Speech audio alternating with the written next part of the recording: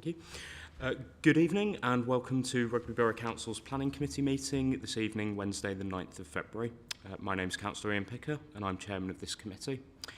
The meeting is being web streamed to the public tonight through the Council's YouTube channel, and during the meeting, if you wish to speak, please use the push to talk button on the microphone in front of you.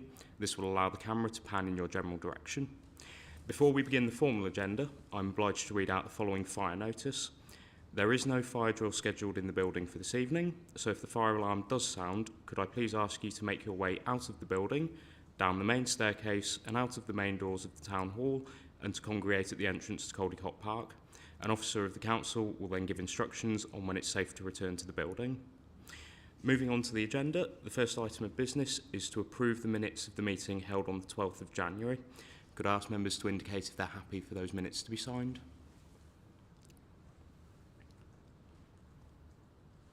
Okay, thank you very much.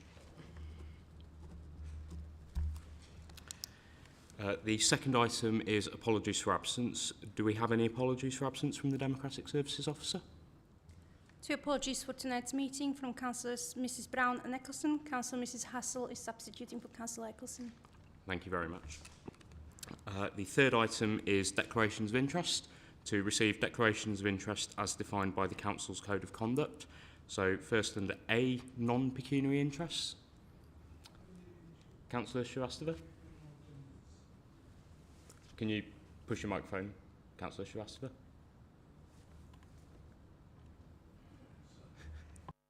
Sorry, my fault. I live in 210 Norton Lees, near the first R210904. Thank you. Sorry. Councillor Lewis? Yeah, I'm ward councillor for the ward right next door to where this the second application is, and I'll be speaking against it as well. So. Any declarations of interest under B, pecuniary interests? Nope. And C, notice under section 106, Local Government Finance Act 1992, non-payment of community charge or council tax. No, perfect. So moving on to agenda item 4, which is the applications for consideration this evening.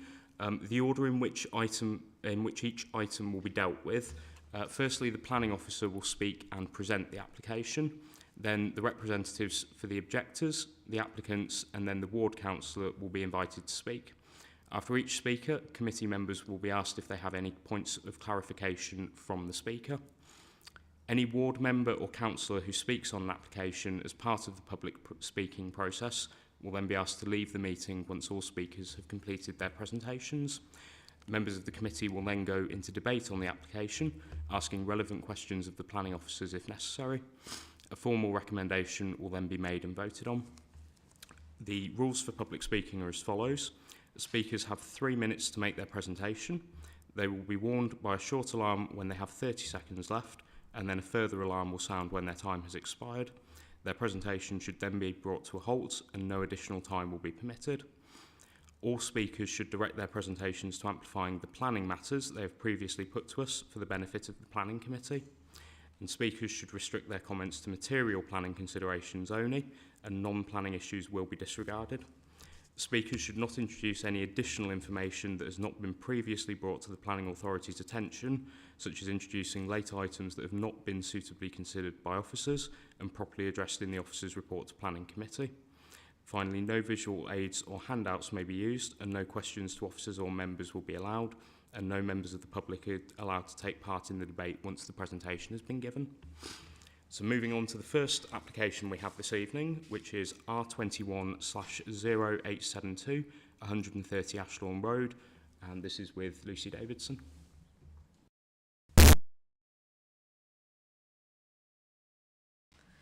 This application at 130 Ashlawn Road is for the proposed development of 3 new build dwellings with detached garages and associated car parking and landscaping. The red line boundary is shown on the current slide. The application site, whilst including the rear garden area of 130 Ashlawn Road, it also includes elements of 132 Ashlawn Road and 16C Heath Way. This is a Google Earth view of the application site. Access will be from the existing at 130 Ashlawn Road. The current garage will be demolished, and this will provide the access to the site. As can be seen from the Google view here, there has been trees removed from the site. This was carried out earlier this year following consultation with the council's tree officer, and the removal of such was agreed. Photographs from the site include, this first is looking from 130 Ashlawn Road, looking down the garden. This is looking back towards, this is 130 Ashlawn Road, this is 128. And again, looking back towards 130 Ashlawn Road. These additional photographs are looking towards the properties on Heath Way. This shows the existing and the proposed site layout. As I previously explained, access will be from 130 Ashlawn Road. A bin collection area will be provided in this area with car parking for 130 Ashlawn Road at the front of the property. Moving back through the site, there's the 3 properties here with the 3 detached garages, also visitor parking and a turning area. There is, whilst each property is a 4-bed property, there is elevational differences between the design which has been provided for each dwelling. And then the detached garage for each property is proposed the same. The application site is located within the Rugby Town area as prescribed by policy GP2 of the local plan. Therefore, this is the main focus of development in the borough and considered the most sustainable location. In terms of the character and design of the properties proposed, each individual property, whilst having a consistency within the courtyard development, has individual elevational details, and the use of materials will provide a variety in design, and the materials to be used are included in a condition in the draft decision presented in the report. In terms of residential amenity, the specific distances between the proposed dwellings and those existing are included in the report, but it is considered that the distance is satisfactory and will still protect the residential amenity of existing and future occupiers of the area. In order to both maintain the character of the proposed dwellings and the residential amenity of neighbours, there is conditions also included to restrict permitted development and any further expansion of the properties and any further windows. All those proposed on the side elevations on the properties currently would be obscure glazed, and this is conditioned to remain as such. Property 3 is the only one that has a front elevation looking directly towards the rear of the properties at Heath Way, and there's a distance of over 40 metres between the front elevation of the proposed dwelling and the rear of the properties on Heath Way. They're in line with policy SDC 1, as shown on the site plan. There is both provision for collection of wheel bins, but also off-road storage at the proposed properties. The element of noise was also raised as an objection towards the application. This is in a proposal for residential development within a residential area. Environmental Health have also been consulted on the application, and they have provided no objection. Other technical consultees with no objection to the application include Warwickshire County Council Highways and Severn Trent. Another issue regarding the site is the biodiversity. As outlined in the report, there is a net loss, and Warwickshire County Council Ecology, the mitigation cannot be provided on site, but this would be proposed to be mitigated via Section 106 agreement. Therefore, the recommendation for this proposal is that the application be granted, subject to the conditions and informative set out in the draft decision notice appended to the report, and the completion of the legal agreement to secure the necessary financial contributions and/or planning obligations as indicatively outlined in the heads of terms within the report. Thank you, Chair.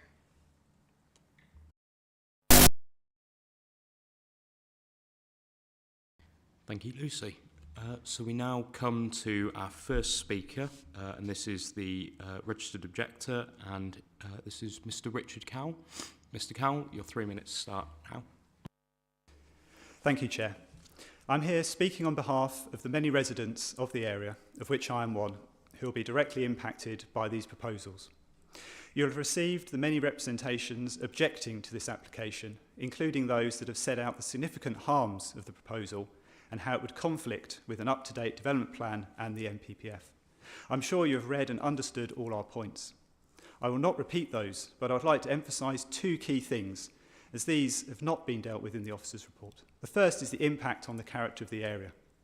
The area has long been established with a consistent pattern of residential development fronting onto Ashlawn Road, Heathway and Shuckburgh Crescent. To the rear, there is a clear sense of spaciousness and openness with an attractive quality and minimal built form.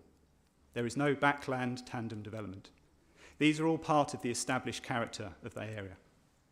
The application, with its significant scale of built form, along with the access road and all the residential car parking, turning areas and other activity, would not respond to the character of this open and undeveloped backland garden area and would lead to significant harm, failing to add to the overall quality.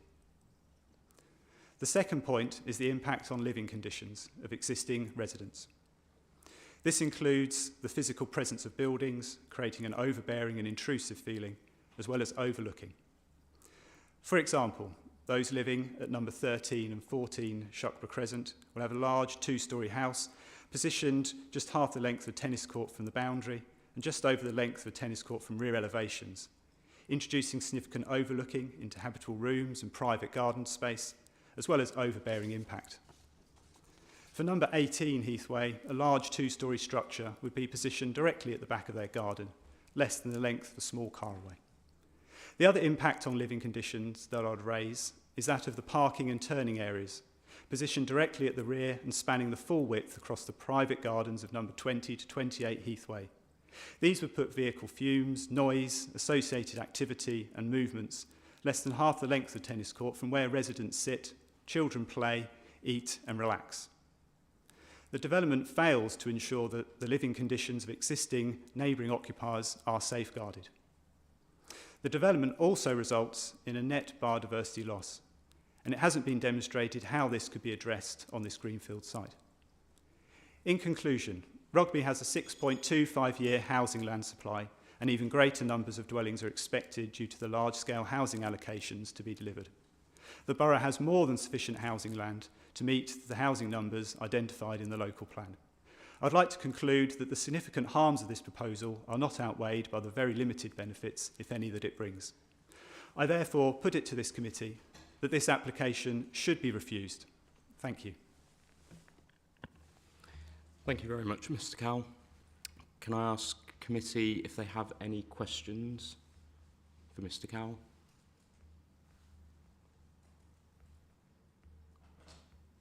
No? Okay. Thank you very much. And we will now move on to the registered supporter.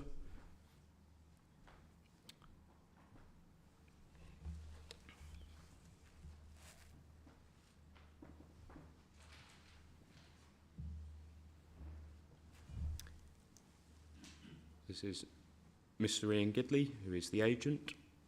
Mr. Gidley, your 3 minutes start now. Good evening. My name is Ian Gidley. I am the Garrity Group's planning agent and speak in support of the application. I'm a chartered town planner with 30 years' experience. Since the application submission in September following a pre-app, the applicant has listened to all the consultation comments and followed the advice received, resulting in amended plans, a comprehensive landscaping scheme and biodiversity mitigation. Being located within Rugby Town as defined by the local plan, the principle of development is clearly acceptable. The main policy to consider, therefore, is policy SDC1, as recognised by the local ward councillors. In respect of residential amenity, the planning officer's report describes the proposed separation distances to existing dwellings in detail. These are far in excess of the established 21 and 13 metre standards used by the planning profession, and together with significant boundary planting will fully protect neighbouring residential amenity. Accordingly, there will be no demonstrable harm caused by the proposed development in planning terms. If you look at an aerial photograph, the three large gardens are at odds with the remaining character of properties along this section of Ashlawn Road. Taking account of the Heathway play area to the north, the application site represents a natural infill site, and their layout will be consistent with the settlement pattern of the neighbouring cul-de-sacs of Shuckburgh Crescent and Willoughby Place. As the planning officer considers in her report, there will be no impact upon the street scene of Ashlon Road. Due to the distance from the road and retained dwellings, the proposed dwellings will be barely visible. A density of less than 6 dwellings per acre sensitively reflects the low density of surrounding development. The proposed dwellings are of a traditional design to the highest architectural standards. For all these reasons, in my professional opinion, the proposed development responds well to the character of the area and will add to its overall quality. Regrettably, a number of conifers had to be removed well over a year ago in accordance with tree offer advice due to their excessive unmanaged height adversely affecting residents. The applicant is keen to provide a professionally designed landscaping scheme which will be a significant enhancement upon what existed before, including some 132 trees and over 1,000 plants in total. Together with an off-site payment of £10,000, there will be a net biodiversity gain in accordance with guidance in the NPPF and local plan policy NE1. On the planning balance, the benefits of 3 attractive, high-quality family dwellings and net biodiversity gain significantly outweigh any planning constraints, none of which conflict with adopted local plan policies. It is evident from Rightmove that there is an acute shortage of choice and supply of prestige homes like this in Rugby, built by a family firm, which will also boost the local economy. Accordingly, it is respectfully requested that planning permission be granted, and thank you for the opportunity to speak. Thank you very much, Mr Gidley. Could I ask committee if they have any questions? Councillor Rabin. Thank you, Chair. Just one point. I don't see any reference to EV charging points on the property.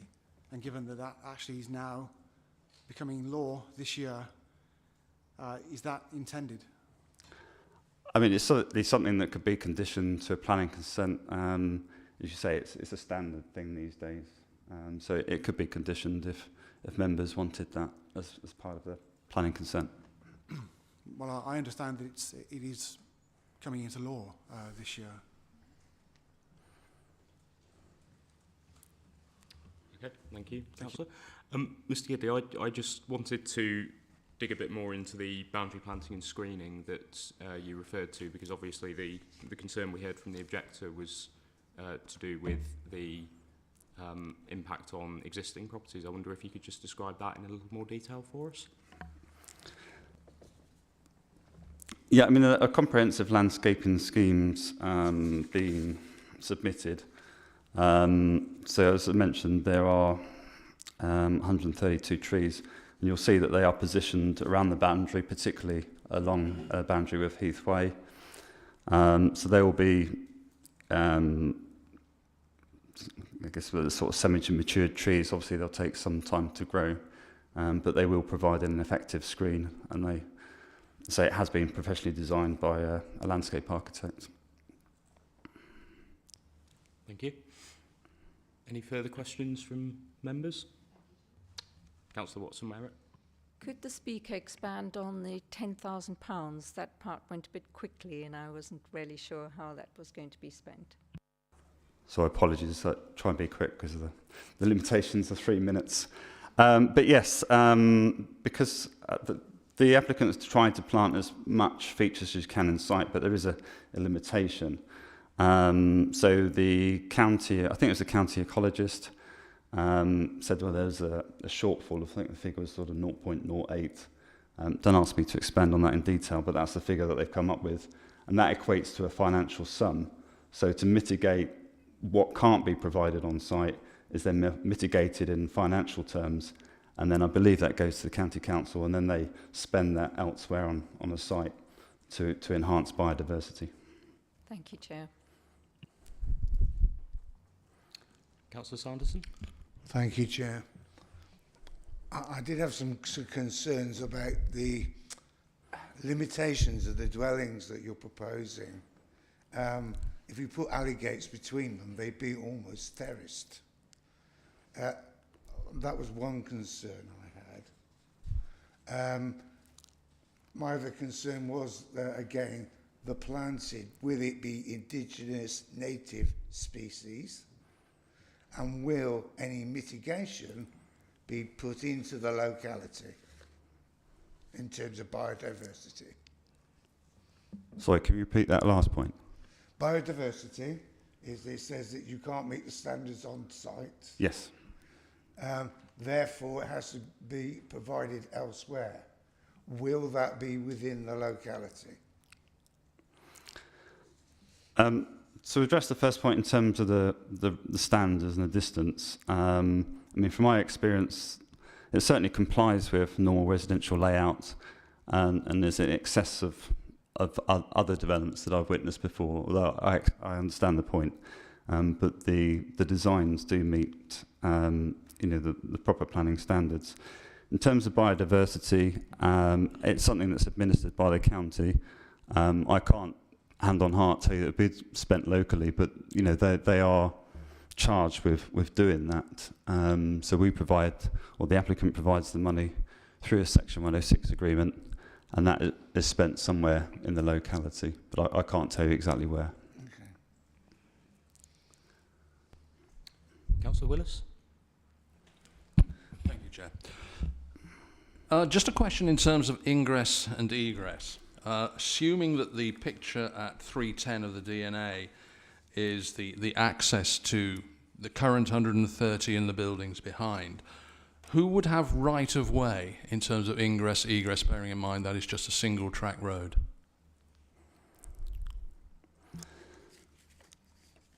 You're sort of talking about the access? Just Absolutely, yeah. into So the access to road. what is 4 dwellings, coming out onto Ashlawn Road, who will have right of way? Will it be the vehicle leaving any of those 4 buildings, or the vehicle entering any of those 4 buildings? Well, my understanding is the access is going to be widened and will be subject to Section 278. So it should be possible that one car can wait while the other one comes in. So one car will be waiting on Ashlawn Road? No, one car could wait on the access while a car from Ashlawn Road comes in. Okay, but it is just the garage that is being removed, isn't it? It is just the access. garage. So that's it being is removed. a single vehicle. It is a single vehicle access. Okay, and there's no agreement on right of way.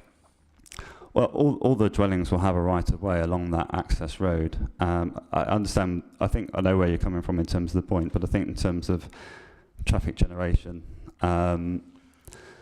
there's not going to be a high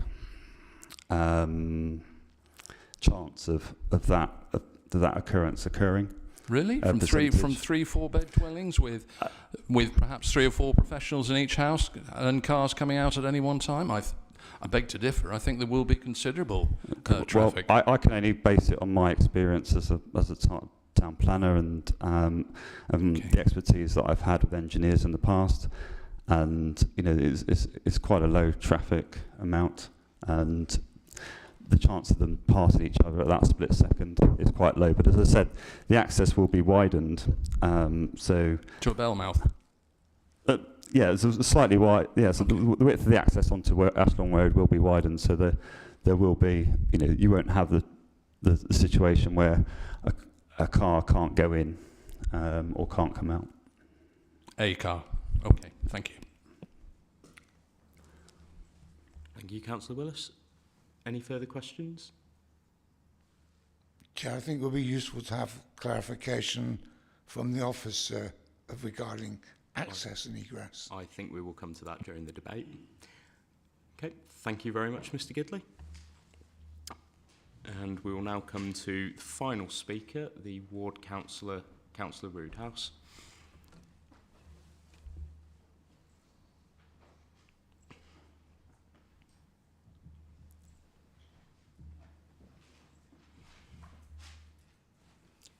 Councillor Roodhouse, your 3 minutes start now. Thank you very much, Mr. Chairman. As you know, I don't come here lightly. It's not something that I would do as a ward councillor on a natural basis, and can I thank you for the site visit. But clearly, within the local area, this has caused quite a lot of conflict. And there's basically 3 points which I'd ask the Planning Committee to consider. This is quite clearly a backland development, and I know that's a controversial element within the local plan and elsewhere, but it is that. And I think the issue about the access in and out single road is quite clear.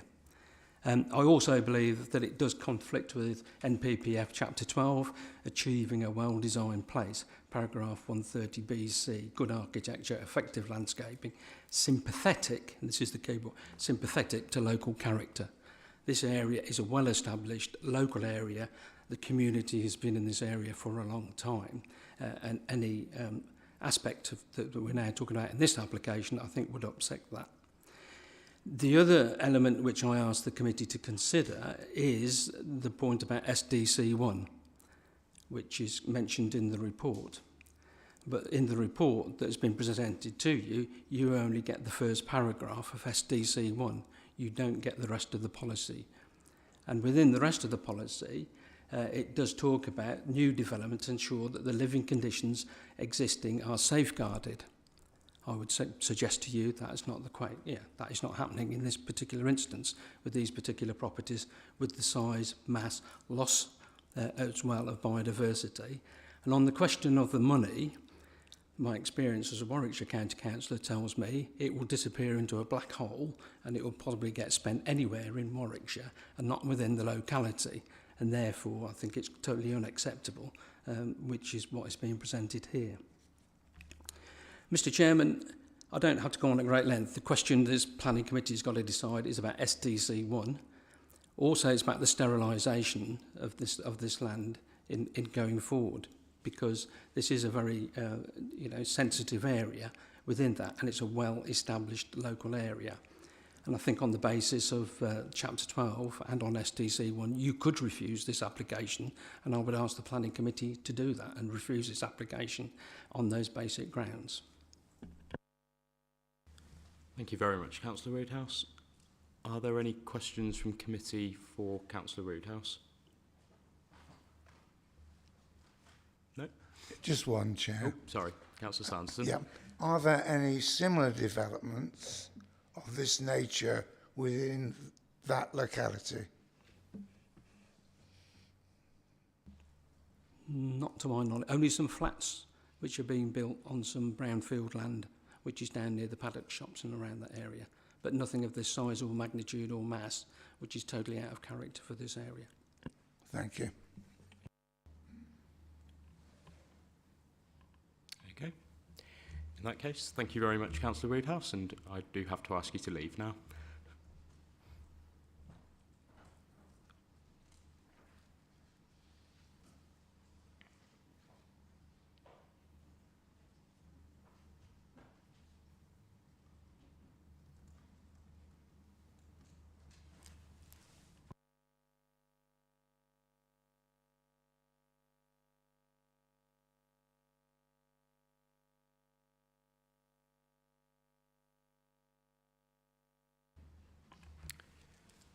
Okay, so we'll now move into debate.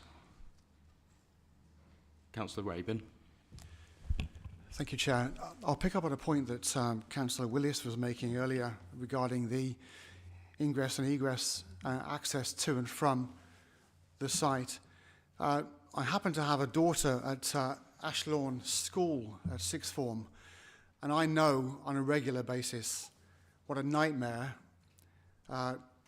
entering Ashlawn Road and leaving it, and at any point during the position from the school to 130 Ashlawn Road, it's less than a minute's drive, 0.3 miles. Every road off there, in normal times, without any additional access, such as this particular site, is almost impossible.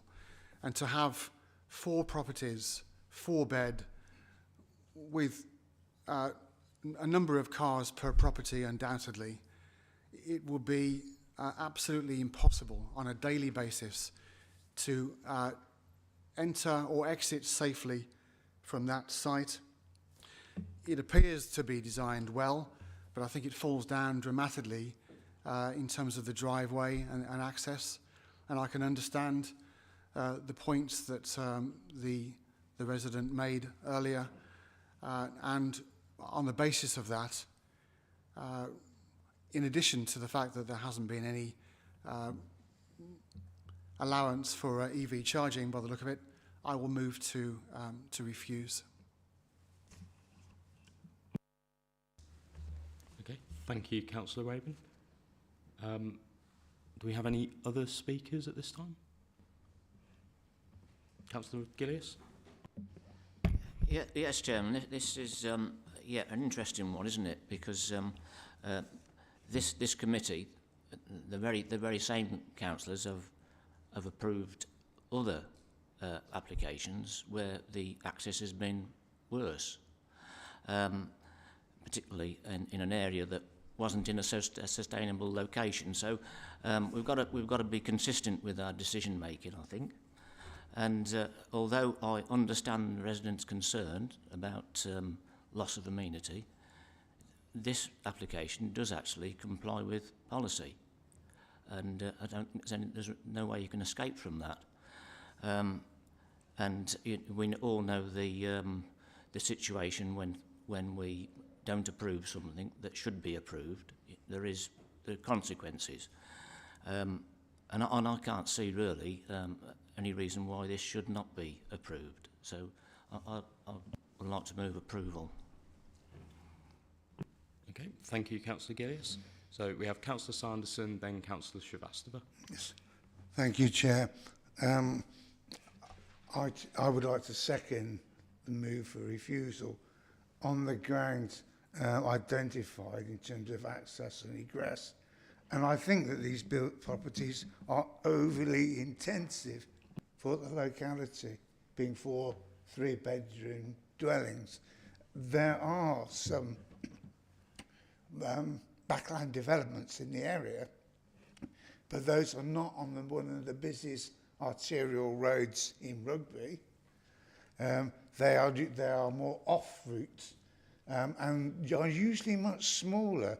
They're mostly 3 bungalows or a granny flat or that type of development, that it's more in keeping with that area rather than 3 4-bedroom dwellings on a big arterial road. So for those reasons, those 2 reasons, the over-intensification of development and concerns regarding access and egress, I will second refusal. Okay, thank you very much, Councillor Sanderson. I'm just going to bring in our planning officers on 1 or 2 points that have been raised initially, and then we'll come to you, Councillor Srivastava. I think it's a very valid point has been raised by the... Sorry, I couldn't... Thank you. Just to come back on a few of the points that the members have raised so far. In terms of the access point from Ashlawn Road, that is going to be widened from the current width which is 2.8 metres. It's going to be widened to 5 metres, which will allow 2 vehicles to pass. Also, as detailed on the agenda, Highways have not raised an objection to this arrangement in highway safety terms. Other points that were discussed related to electric vehicle charging points, which the requirement, as the councillor mentioned, is due to come in later this year as part of the building regulations. So subject to the houses being constructed after that date, that will be a building regulations requirement, regardless of what the committee choose to do, although you may choose to put a condition or an informative on to that basis. And then the third point was to do with the biodiversity offsetting. This is generally secured via a Section 106 legal agreement, which the council have input into and generally seek for this to be spent in the locality of the development, provided that our parks people and the contacts at the county have suitable projects in the area that can be spent on. Thank you, Chair. Thank you. Councillor Srivastava. Apology, there was some problem hearing sometimes this sound. I think very valid comment officer has commented about the access. What is the comment from the Traffic Authority, Warwickshire County Council? They must have made some traffic assessment. Ashlawn Road is a very busy road, and Councillor Raven said very rightly, it's quite a significant problem. So what's the comment on the traffic assessment from the Warwickshire County Council? As is included in the report, Warwickshire County Council Highways Department have no objection to the proposal. As my colleague Karen has just pointed out, the current access is 2.8 metres in width. This is going to be expanded to 5 metres. The 5 metres is considered wide enough for 2 vehicles to pass each other. And again, Warwickshire County Council Highways Department have no objection. They've raised no safety concerns regarding the proposal. Okay. Sorry to say that, but this traffic assessment, certain school time is quite situation is different. It can create quite a bit of problem. I don't know whether the traffic assessment made at a certain times, what the situation could be worst. I have no idea, just my comment. Okay, thank you, Councillor Srivastava. I mean, I think the thing we have to just remember is that obviously we are not the Highways Authority. I think there are things with this application that we could perhaps look at, but I would not support refusal based on highways grounds, because I don't think that's something that we could support at a later point. I had Councillor Gillius and then Councillor Mrs Watson-Merritt. Thanks very much, Chairman. I must point out that I've probably sat on this planning committee for a while, and one thing I have gathered is that when there's an opportunity for a site visit, you've got to turn up at that site visit, because you'll be gathering evidence that you won't see that's on these screens. And therefore, when we went on our site visit at school kicking out time, I didn't find there was an issue at all. That's all I want to say. Councillor Mrs Watson-Merritt and then Councillor Willis. Thank you, Chair. Having listened to the first speaker say that there was more than sufficient allocation of houses of this sort in Rugby, I beg to differ, and I do agree that we have an acute shortage. The houses that are provided are no harm in planning terms. I've looked at the aerial view of the surrounding area, and as far as I can see, it is consistent with the street scene. Yes, there were open fields to the back of that area, but directly opposite are open playing fields. The very high standards of architecture, the attention to detail and the specific details that were explained to us about the architectural and layout of ecology, I would support and second Tony Gillies in supporting this application. I think Rugby's in dire need of a good quality housing, and if developers are coming in prepared to change in certain aspects, yes, I can understand the change doesn't go with some of the character, but it demonstrates a really high quality, inclusive and sustainable design for policy SDC 1. And on that basis, I do not think we have enough to rule it out. Thank you, Chair. Thank you. Councillor Willis. Thank you, Chair, and apologies for sounding like a broken record. And thanks to Councillor Gillias for pointing out our responsibility, if you like, to attend site visits. My apologies first to Councillor Gillias and everybody else in the room for not being able to join the site visit at 3:30, and indeed my thanks to Lucy Davison, who I liaised with yesterday with regard to making a drive-by visit and indeed a walk-by visit earlier today at 1:30. When I visited the site at 1:30, not throwing out at school time, outside 128 there was a very large pickup truck with a trailer full of logs. Anybody coming out of 130 would not have had sight of the road or be able to turn around and then going onto the other side of the road into incoming traffic. That is just with one dwelling. Whether or not we are the Highways Authority is, in matters of safety, I think we have a responsibility to look at safety.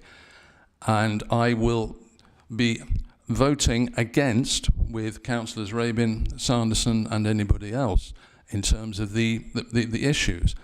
I think councillors make a good point in terms of once we get past the access to what is being proposed, and again is welcome. But we have an issue here, ladies and gentlemen, with access and egress to that site, and I don't think we should shy away from it. There will be outside 128, and it may well have been a vehicle from 130, there will be Amazon vans, Ocado vans, and there will be much traffic coming in and out of that site. Thank you. Thank you, Councillor Willis. Councillor Rabin, could I just ask you, for the benefit of the committee, to confirm the reasons for refusal? Yes, thank you, Chair. So my one reason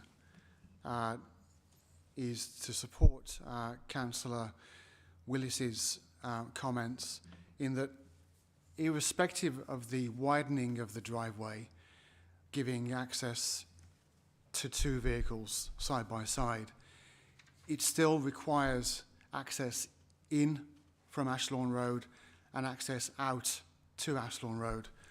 I'm fully aware of the issues that residents face now and every day of the week when the school is open. I agree with Councillor Willis in terms of additional deliveries that will be ordered from 4 properties in addition to the one that's already there, and it's access to and from and safety concerns that I have, which is why I'm moving to refuse. And Councillor Sanderson, you're happy to second those reasons? I think I would add over-intensification, because if the county's already not put forward an objection, then it's not likely to hold up. But over-intensification regarding the dwellings would. Okay. So I'm quite happy to put that as a separate proposal. Okay. Councillor Rabin, are you happy for that to be added as a reason for refusal? Over-intensification is another way of putting the issues regarding access, and I agree with that, yes. So yes, I do agree. Okay. And so this is in conflict with SDC 1 and with MPPF paragraph 130? Yes. Yeah. Okay. Okay. Are there any other speakers on this application? Okay. So we'll now move to the vote. So the first was refusal, moved by Councillor Rabin and seconded by Councillor Sanderson. Can I ask all those in favour of refusal to show their hands, please?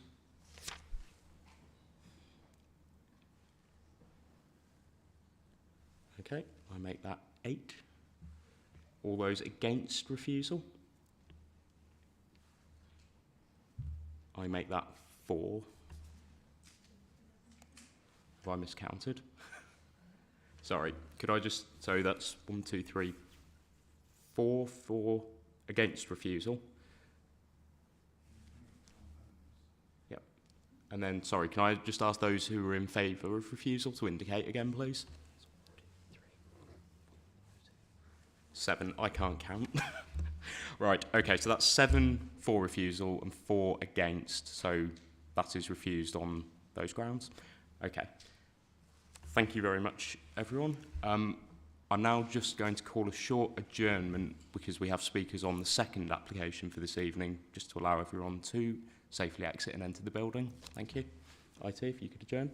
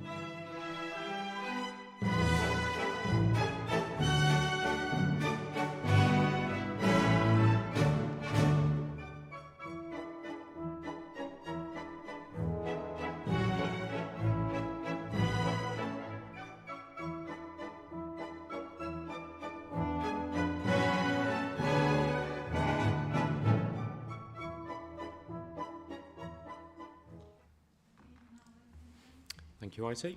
So we now come to the second application, which is R21/0904, land north of Ashlawn Road, and this is with Karen McCulloch.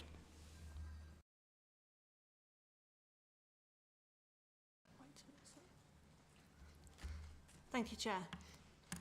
This application relates to part of the Ashlawn Road development site, and it relates to areas of land at the north of the site, close to properties on the hillside development. The proposal is for the retention of landscaping bunds which have been constructed and the removal of part of the bund to the rear of Brayfield Leys and the reduction in height of this bund. It's an approval of reserved matters application which relates to the outline application for the overall Ashlawn Road development. The application is being reported to committee as requested by Councillor Dumbleton, who also requested a site visit which was carried out earlier today. Following the publication of the agenda, one further objection has been received which refers to the impact on the privacy of houses in Ecton Leys. An additional objection has also been received from number 14 Ecton Leys, referring to the agenda stating that trees will discourage access to the bund, but the report refers to this making part of the high quality accessible open space. They also comment that the occupier is a professional artist and the studio bedroom closest to the bunds has been designed as a workspace and that planting trees will cause a loss of light affecting their working conditions. As mentioned, this is an approval of reserved matters application relating to the Ashlawn Road development. Bunds were previously approved 1 metre high in the positions where they've been constructed.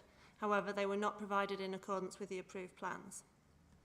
The proposal is for the retention of the central and northeastern bunds at the height constructed and the reduction of the southwestern bund to 1 metre, which is the height which was previously approved, and the provision of landscaping on all these bunds.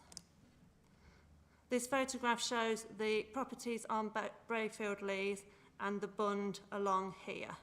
This is not the bund as part of the application, that's soil storage as part of the overall development. This is the central bund here and the properties on Norton Leys, and this shows the northeastern bund. This area is where the ground's been dug down to provide the balancing area, and this is the bund that's been provided on top of there. And these are the properties on Ecton Leys and Halkett Leys, those ones there. The principle of the development of the Ashlawn Road site and the provision of public open space areas at the north of the site was established by the Outline Planning Permission and the previous approvals of reserved matters. The key issues to address with the current application are therefore the impact on neighbouring residents, visual amenity and landscape, and biodiversity. Objections refer to the loss of privacy from people standing on the bunds and the loss of light from landscaping on the bunds. The applicants have commented on the proposals and they consider that the bunds will prevent antisocial behaviour and unauthorised vehicles, and they will encourage the public to play in the designated parts of the public open space, and that they will provide some screening from the development. The southwestern bund is to the rear of properties on Brayfield Leys, and the rear gardens and elevations of these properties look towards the bund. And this bund is to be reduced in height to 1 metre as previously approved. The highest part of this bund will be around 24 metres from the homes and around 11 metres from the gardens, and this separation is considered acceptable in terms of privacy and light. And by way of context, that's a similar sort of separation distance that we would ordinarily consider acceptable between two properties and properties and neighbouring gardens. The central bund is to the rear and side of properties on Norton Leys, and some houses have rear elevations looking towards the bund and others have side elevations. The highest part of this bund will be over 30 metres from these homes and 20 metres from the gardens, and this is considered acceptable, again, in terms of privacy and light. The northeastern bund is to the side of properties on Halkett Leys and Ecton Leys, and the side elevations and gardens are adjacent to the bund. 14 Ecton Leys is closest to the bund, and this property has a recent extension which has windows facing the site. Objections from this property did refer to the plans submitted not reflecting the extension that had been built. However, this has been assessed in my assessment of the application, as I'm aware that this property had been extended to the side, which is not shown on this plan. Taking the extension into account, the Bund Plateau is around 12.5 metres from the side elevation.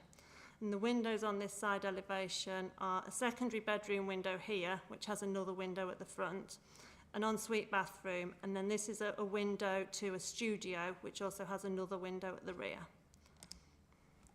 Amended plans have been received which propose additional landscaping adjacent to this property, and this involves the planting of trees with shrubs beneath. The applicants have advised that this will discourage people from climbing the Bund or waiting in the area. And as you can see on this plan, no path is provided within this part of the open space. The path is here, which is to the other side of this balancing area, and the Bund's in this area. As detailed on the agenda, the impact on this property in terms of privacy and light is not considered so significant as to warrant a recommendation of refusal. And again, in terms of a context, having 12 metres between the public area of the Bund and habitable room windows is a greater separation than you would ordinarily get for example, for a front-facing window on a house and the pavement of the main road where people would also walk along. It's therefore considered that the overall impact on residential amenity is acceptable. In terms of visual amenity, the Bunds are within the originally approved open space areas and are seen in association with the wider open space and balancing pond areas. The original landscaping plans proposed trees and landscaping within this area, and there's been no objection to the proposed landscaping from the Council's Tree and Landscape Officer. The impact on the overall development on biodiversity and protected species was assessed at the outline stage, and as with the previously approved landscaping, these will provide habitat, and no objection has been received from the county ecologist. It's considered the proposals will be an acceptable design and scale, will not have an adverse impact on neighbouring properties, will provide suitable landscaping, and will not have an adverse impact on biodiversity. These factors carry weight in favour of the proposals. The proposals are considered to comply with the development plan, and no material considerations have been identified to indicate that the development should not be approved. The recommendation is therefore approval, subject to conditions as detailed on the agenda. Thank you, Chair.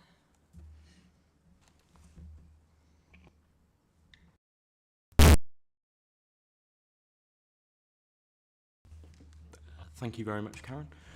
So we will now move on to the first speaker who is speaking in objection to the application today, and that is Mr. James Williamson. Mr. Williamson, your 3 minutes start now. Thank you.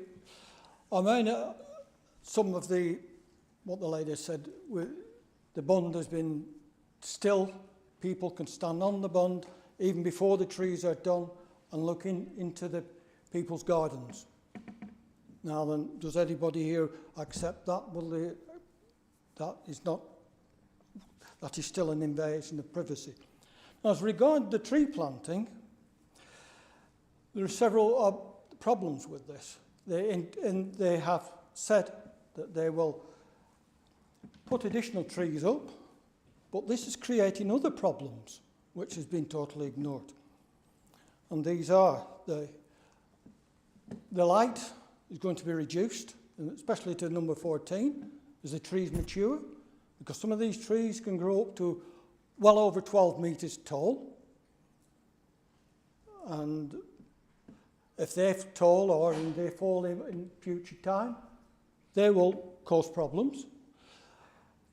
They've also said they will make sure that there's plenty of shrubs under the trees so prevent people walking on the Bunds. And as we all know of the gardeners and that the trees, plants under trees don't like shade. So they are going to be reduced as time goes on. So that people will be able to still walk on the top of the Bunds when they're finished. And people will be able to climb the trees. Invasion of privacy again.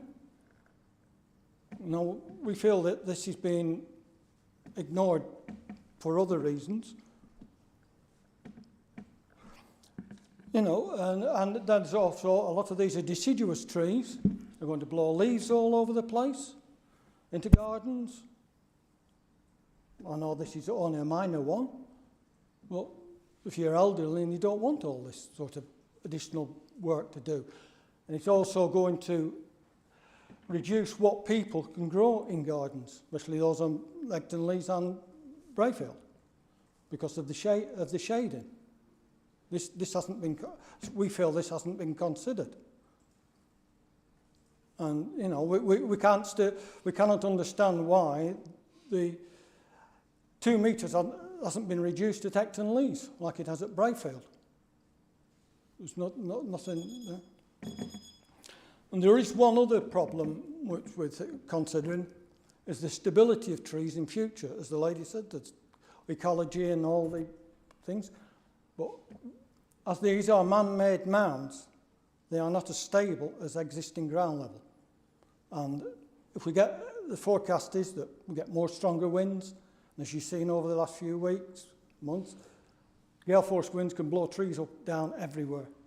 So there's no guarantee of that at all. Okay. Thank you very much, Mr. Williamson. Can I ask committee if there are any questions for Mr. Williamson before I let him go? No? Okay, thank you very much. So we'll now come to the second speaker, who is speaking in support of the application.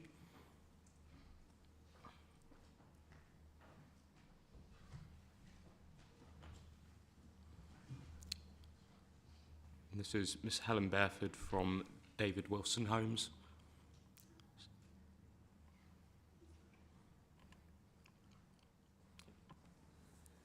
Three minutes start now. Okay. Thank you, Chair, for the opportunity to speak. As detailed within the committee report, bunds were previously approved on the site in relation to amended surface water drainage proposals and were approved at a height of up to 1 metre above existing ground levels. The principle of landscape bunds on the site is therefore considered to be acceptable. We acknowledge that when constructed, the bunds did exceed the approved height. However, on becoming aware, we immediately sought to rectify this with an application to retain the bunds at the as-built height. During the course of the application, taking into consideration concerns that have been raised, we now propose to reduce the height and size of the western bund to the rear of Brayfield Leys to the previously approved height of 1 metre above existing ground levels and seek to retain the central and eastern bunds at the as-built height. The bunds are primarily introduced in order to reduce the amount of soil being removed from the site, which reduces construction traffic and lowers our carbon footprint. Bunds also act as a natural deterrent for unauthorised vehicles on large areas of open space and can act as an antisocial deterrent, for example, encouraging open space users to use dedicated areas of play for football or for general hanging around, which can sometimes cause a disturbance to nearby residents and cause complaints. The bunds are a landscape feature rather than an amenity use. The bunds are fully planted to help screen the new development from existing residential development to the north, and to discourage people from walking onto or sitting on the bunds. The bunds were previously approved as being landscaped, however we have added additional planting to try and overcome the concerns for people accessing these bunds. The planting mix is also considered to be of a benefit to biodiversity on the site. The bunds encourage users of open space to follow footpaths on the site rather than freely roam the open space close to existing properties to help protect residential amenity. The landscape bunds are considered to enhance the design and character of the open space alongside the additional benefits I have already described. The bunds are located at an adequate distance from existing properties and, as I've said, are fully landscaped. The bunds are not considered to have a detrimental impact upon existing residential amenity at the proposed height, and the proposals are considered to be in accordance with national and local planning policies. We therefore respectfully request that members give favourable consideration to the application. Thank you. Thank you very much. Could I ask committee if there were any questions for the applicant? Councillor Sanderson and then Councillor McQueen. Thank you, Chair. I went out on the site visit today. We were all playing mountain goats, going up and down the bunds and the height of the things. I understand, looking at the application, what you put in, it seems more about you trying to find a solution to getting rid of the spoil than actually putting in a good bund in for a good reason. I.e., you could spread that soil further around the site and meet the original condition, which was 1 metre. I think the issue with if we spread it further around the site was obviously we've got football pitches and they need to be at a certain level for drainage. Sorry, well, in terms of remaining open space on the site, we've obviously got balancing lagoons that are effectively dug out, which creates additional soil, and you have to get the levels to the right area, which is why we've got this additional... Yeah. But there's no technical reason for you piling it that high, is there? Well, in terms of landscape amenity and... But that's not a technical reason, is it? It's not a technical reason. No, thank you. It reduces spoil being taken off site. Thank you, Councillor Sanderson. Councillor McQueen. Hi, thank you. So I just wanted to kind of get clarification around how this has happened. So the original planning consent was for the bunds to be 1 metre above the existing ground level. And according to the report, the central bund is over 2.03 metres above ground level. So it's quite a mistake to make to be building a hill that should be 1 metre and actually ending up with a hill that's 2 metres. It's not a little bit of extra soil. It's tons and tons of soil that have been dumped there to create the bund by mistake or in error or because you didn't want to take it off site. So how has that happened? Unfortunately, it's just an error of construction on site at the time. They've got approved plans. They should follow the approved plans, but unfortunately in this instance, they've built them too high. Sure. And in terms of the planting that are on the bunds, the landscaping that's going to be in place, is there any reason in particular that it has to be trees rather than lower level defensive planting to keep people off? Shrubs with big thorns would do the same job but without intruding on the light for your neighbours? We've got trees and shrubs on there just for, I suppose, the different heights of interest in terms of looking at the landscaping and how it appears. That was what our designers considered would visually look the best. In terms of whether it needs to be trees or lower level shrubs, no, it doesn't necessarily. It has the same effect if they need to be amended. Thank you. Councillor Gillies? Yes, Chairman. It's Mr. Williamson raised his concern about the possibility of the bunds becoming unstable at some point, perhaps during times of flooding. I know from the site visit today that it was pretty obvious that the bunding had been all tracked in with a crawler as the normal way of compacting soil. Could you reassure us that they are going to be stable and tracked in as you would construct a motorway or a road, or where you have to build up the soil levels? Yep, absolutely. They'll be constructed in the correct way so that they will be completely stable. And the landscaping obviously helps to stabilise bunds as well.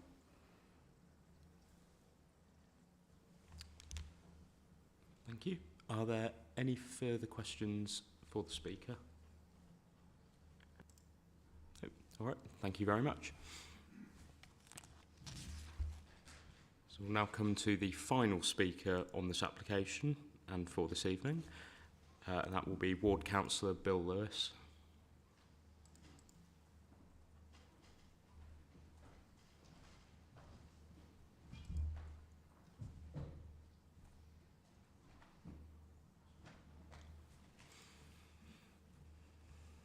Councillor Lewis, your 3 minutes start now.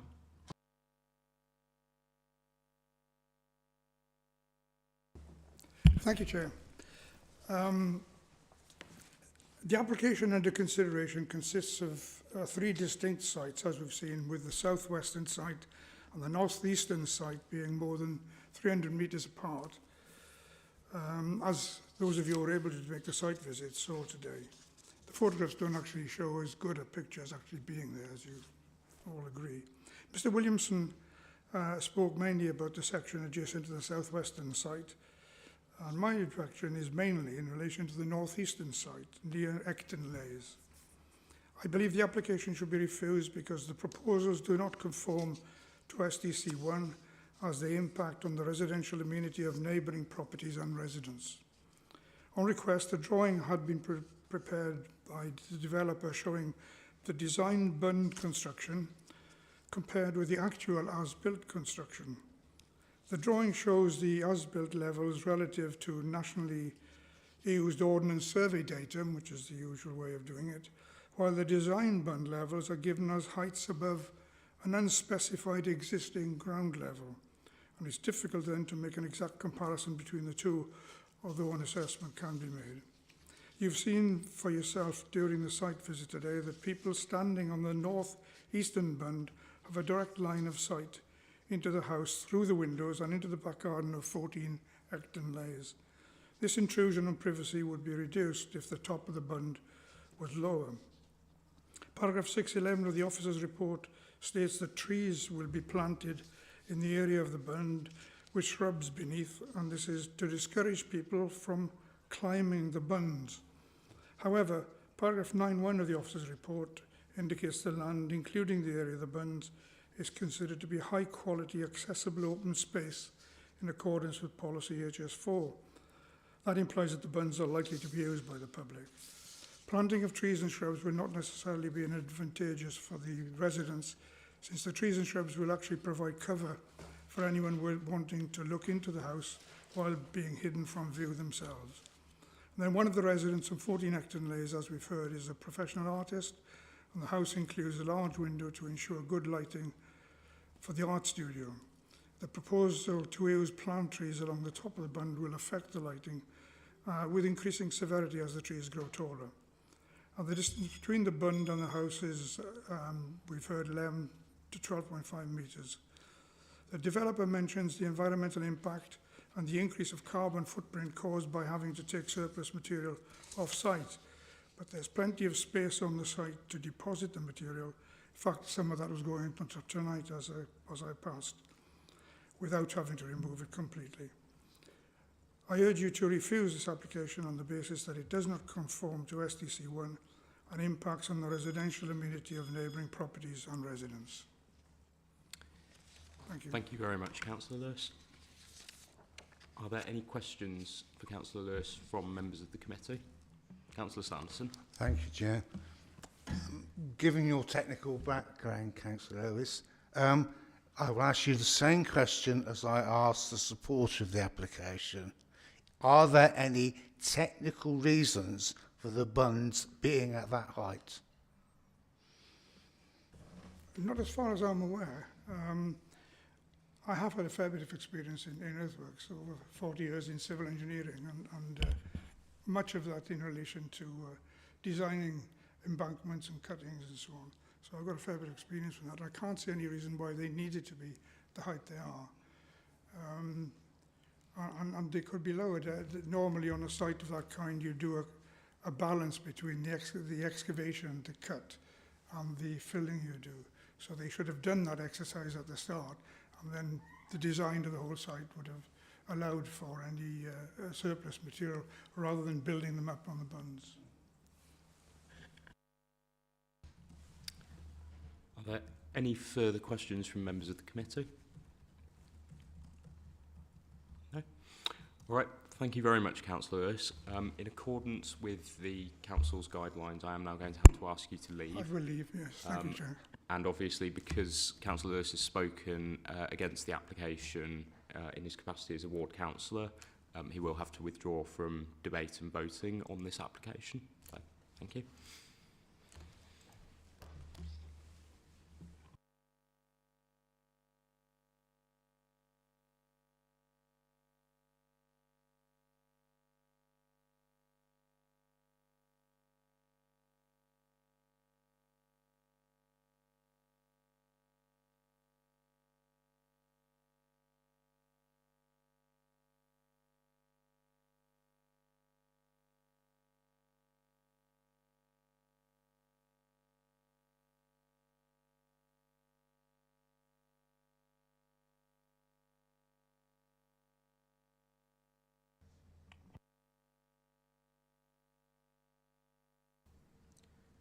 So I think we can now move into debate. So, Councillor Sanderson, I saw your hand go up. Thank you, Chair.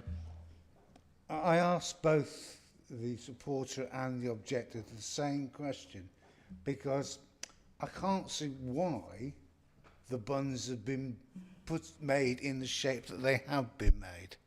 And particularly the larger, bund, I'd call it a spoil bank, where a large amount of soil has been put. I think it's 14 nectar leaves, isn't it? The one with the windows. And it doesn't seem to be justified. It's not for technical reasons. It's not for engineering reasons. It's just they want somewhere to put the soil. I'm sorry, that's not our problem. That's the developer's problem. Topsoil has quite a value on the open market, and I'm sure if you've ever been into your garden centre, it's more expensive than the compost.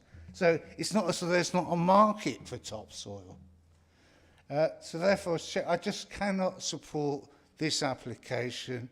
And for the reason that we had, I'm moving refusal under grounds SDT1.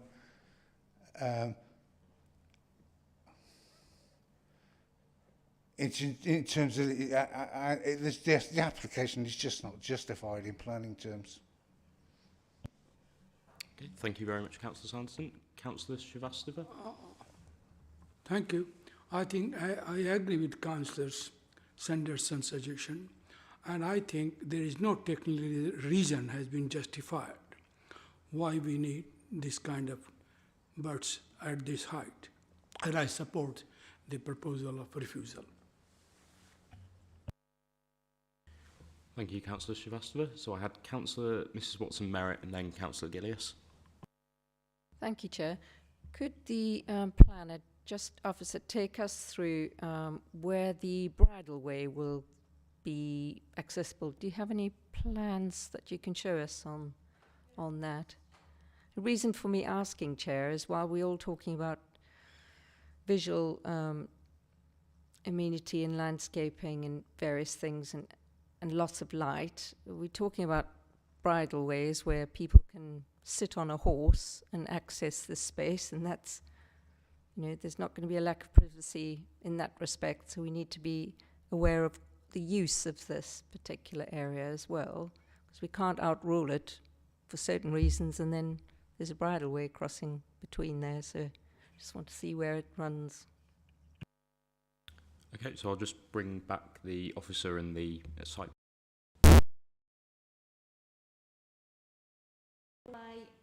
Runs in between these two bunds. The bridleway is not affected by the proposals at all. So if I go through to one of the other ones with the landscape plan. So that's the landscape plan which shows 14 Brownfield Leys there. The bridleway comes in at this point and crosses the site, so it's not affected by the bunds. The bridleway basically goes between them. That won't be changed. And I forgot to put my microphone on. Thank you, Chair.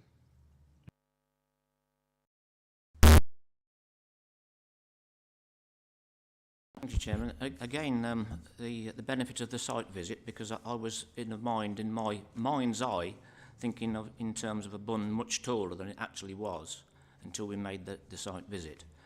The bund that particularly concerned me was the southwestern one, which was pretty obviously far too high. But looking at the separation distance by standing on the peak of the other two bunds, looking back on the neighbouring houses, it was clear that if you reduced that height of that bund by a metre, little or very little amenity loss would be gained by doing that. And it was pretty clear that that was the case on the site visit. So I know that I've lived in the countryside most of my life, and I do know the difference between some rough old soil and some topsoil, and I didn't come across much topsoil on the top of those bunds, I've got to admit. But yes, I think, to be quite honest, I can understand the concerns of the residents, but I think the officer has got it right. And I'd just like to move approval. Okay. Thank you, Councillor Gillius. I mean, I personally found the site visit very useful today, despite how muddy my shoes ended up getting. I think I'm slightly frustrated that we've got all three bunds as part of the same application, because I think two of them could be sufficiently rectified, but I was a bit concerned by the one nearest Ecton Lees, which is higher than it needs to be, and higher than the original plans said, and I've not heard any reason as to why those original plans couldn't be implemented, I must confess. Karen? Thank you. I just wanted to come back on a couple of points. There's been a lot of discussion about why they needed to do the bunds that high. And as with other planning applications, what we have to assess is whether there is an adverse impact of that bund. So, for example, if someone wanted to build a big extension, we don't need them to justify why they want to build a big extension. We just have to assess if that is acceptable. So in this case, what we have to look at is whether the bunds, as they have been constructed, for whatever reason, whether there is an adverse impact of that.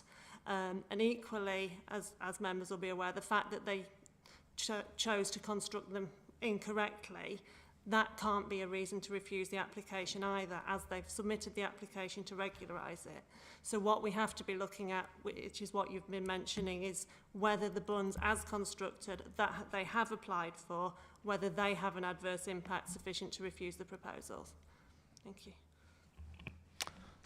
Thank you. Councillor Sanderson. Yes, just on that little technical point, if they've badly constructed something, there's no reason why we have to give it planning permission, is there?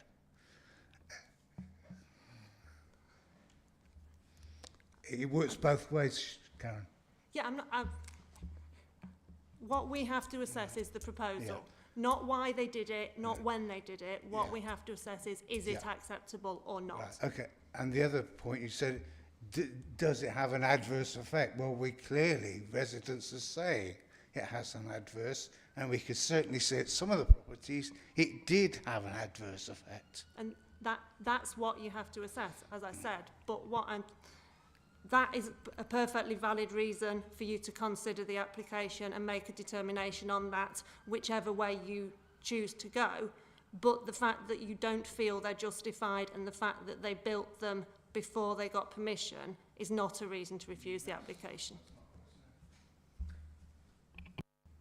I think if I can perhaps come in on this from a councillor's perspective and someone who was on the site visit, it is possible that the bunds as initially approved were approved in our judgment because there would be limited adverse impact, and as they have been constructed and as the developer is seeking planning permission for, takes that over the line that we would judge acceptable as an impact.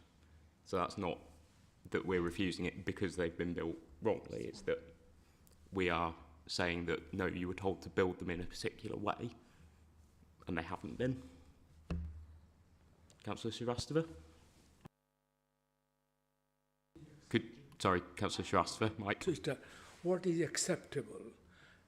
To be understand what is acceptable, we have to know what is required in terms of technical requirements. What is the minimum time of things? It looks that I think is very important. What is needed to be done, and I think it's very important for us to understand why we are doing such height. Yes, acceptability is completely different, but technically, a lot of residents is feeling uncomfortable about it. So we have to say what kind of minimum, there is a kind of what is needed. Thank you. Are there any further speakers on this application? Councillor Gillius? Yeah, just to point out one or two things, because remember, this is open space. And it's great to open your window or look out your window and look at what will be open space. And there will be planting, there will be trees. Because we've witnessed on other applications that have come before this committee, for instance at Corston, where there hasn't been trees or open space just outside your bedroom window. There's been another house, two and a half storey house within a couple of metres of your bedroom window. Now, what would you feel be better? open space with trees? Or so let's look at this logically, because that on the site visit it was absolutely clear that even if the northern 2 bunds were reduced by a metre, it would have little or no effect on loss of amenity of those properties. There would still be an overbearing amount of overlooking, even though that original application was approved. So I'm just trying to look at it logically and also save us a little bit of a carbon footprint. Thank you, Councillor Gillies. Councillor Sanderson? Just to come back on that, Chair, the site was designed in that way to ensure that there was good biodiversity and good ecological space, and to protect the balancing ponds that are there. No one was proposing building houses at the backs of those properties. Okay. Can I ask if there are any further speakers on the committee? Okay. So for the purposes of a vote, again, Councillor Sanderson, can I ask you to confirm your reasons for refusal? Reasons for refusal are with regard to SDD1, and that there is no valid reason for the application, and it should be refused, and they should go back to what they were originally, to the original application. Okay, I'm just going to bring in our legal services officer. Through you, Chair. Thank you, Councillor Sanderson. I understand the reason on SDC1 in terms of adverse impact on neighbouring residential amenity and properties, but to refuse on the basis of the application was not justified. It's not a valid reason for refusal. So if I could advise that we just stick with SDC1. Yeah, I'll stick with that, Chair. Thank you. Okay. So we had refusal on... Oh, sorry. Could I just confirm that in terms of the conflict with SDC1, you're talking about the impact in terms of loss and light and privacy. Is that in relation to 14 Acton Lees only? Yeah, those adjacent properties. Sorry, could we just have that on the mic, yes. Councillor Sanderson? Chair. Yes, I would agree to that. So it's just that bund, the north? It's that particular bund that's far too high, yes. Okay. Thank you. Okay, so we had refusal proposed by Councillor Sanderson for those reasons and seconded by Councillor Srivastava. And then we had approval moved by Councillor Gillies, but no second for approval.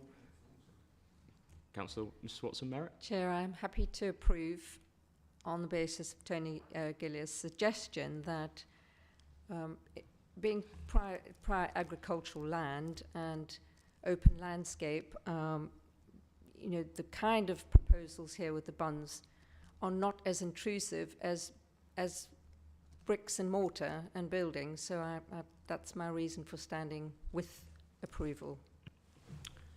Thank you, Councillor. Ms Watson-Merritt. Okay, so...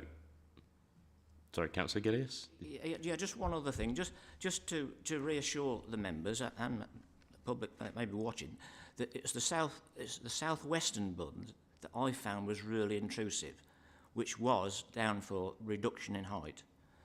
And with that, I'm quite happy with the height of the other bunds. Okay, thank you.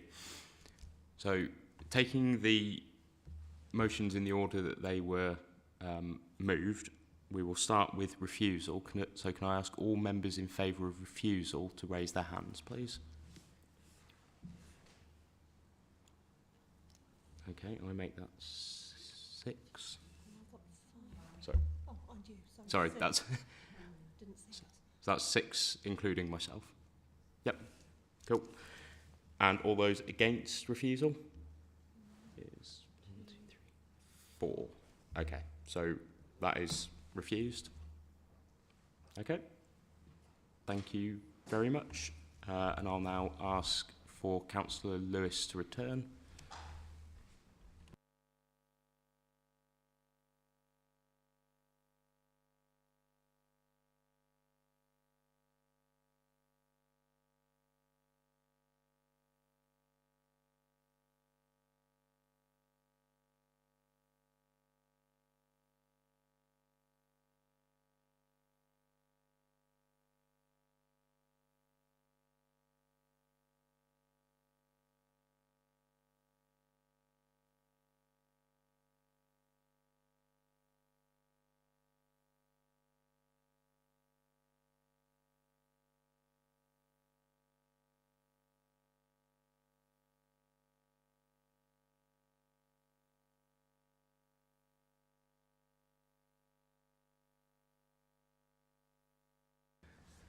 Okay, so we now come to agenda item 5, which is notification of site visits.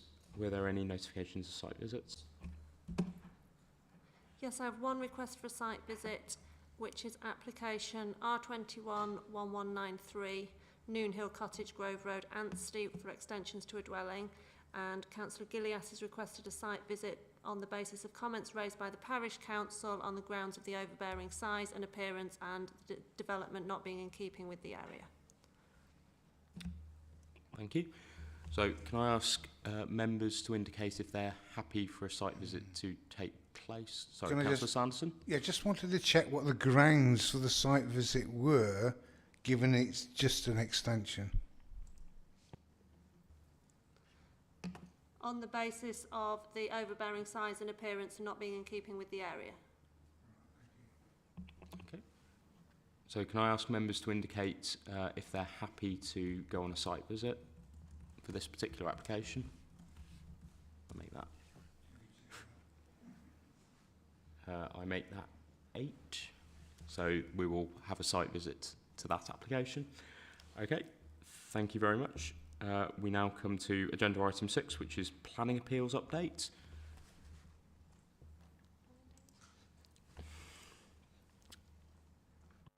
Thank you. I've got one update from the agenda, which is in relation to the appeal at Cottage Farm, Brinklow.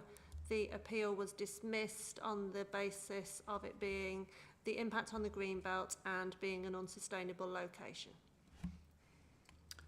Thank you very much. Are there any questions on the appeals update? No. And then finally, agenda item 7, which is delegated decisions to note. Okay. Thank you very much, everyone. That concludes the agenda for this evening. So I'd just like to thank all the speakers, the officers for their presentations, and for anyone watching at home. And IT, if you could stop the stream, please.